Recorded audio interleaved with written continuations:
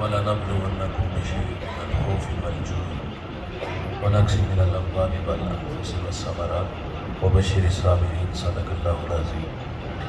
درود شریف پڑھیے گا۔ الصلاۃ والسلام علیک یا رسول اللہ وعلی آلک و اصحابک یا سیدی یا حبیب اللہ۔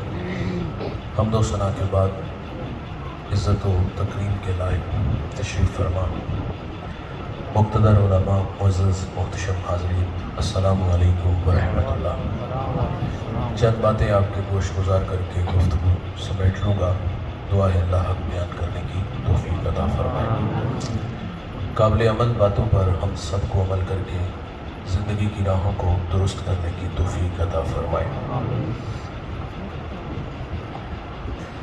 حضرت کی شخصیت کے حوالے سے قبلہ مفتی صاحب بیان فرما رہے تھے، اور سر راہ مجھے دوستوں نے بتایا ان کی دینی خدمات اور لوگوں کے ساتھ جو ان کا محبت کا رشتہ تھا۔ ہزاروں لوگ ان کے جنازے میں شریک ہوئے۔ میں ان کے لیے صرف اتنا ہی کہوں گا، آ جا کے ابھی ضبط کا موسم نہیں گزرا، آ جا کے ابھی برف پہاڑوں پہ جمی ہے، خوشبو کے جزیروں سے ستاروں کی حدوں تک اس شہر میں سب کچھ ہے، ایک تیری کمی ہے۔ سبحان اللہ۔ وہی بزم ہے، وہی دھوم ہے، وہی عاشقوں کا ہجوم ہے، کمی ہے تو بس اس چاند کی جو تہے مزار چلا گیا۔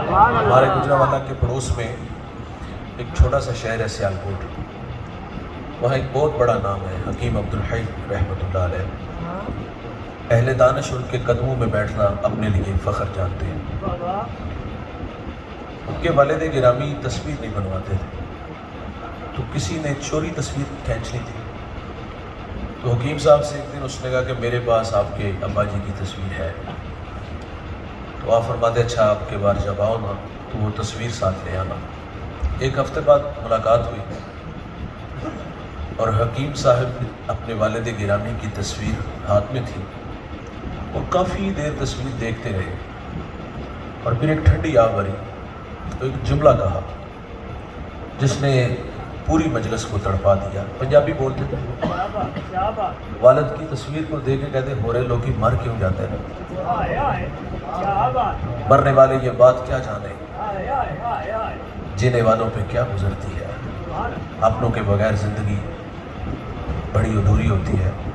اللہ ان کے درجات بلند فرمائے، ان کی دینی خدمات قبول فرمائے، ان کے بچوں کو ان کے نقش قدم پہ چلنے کی توفیق عطا فرمائے۔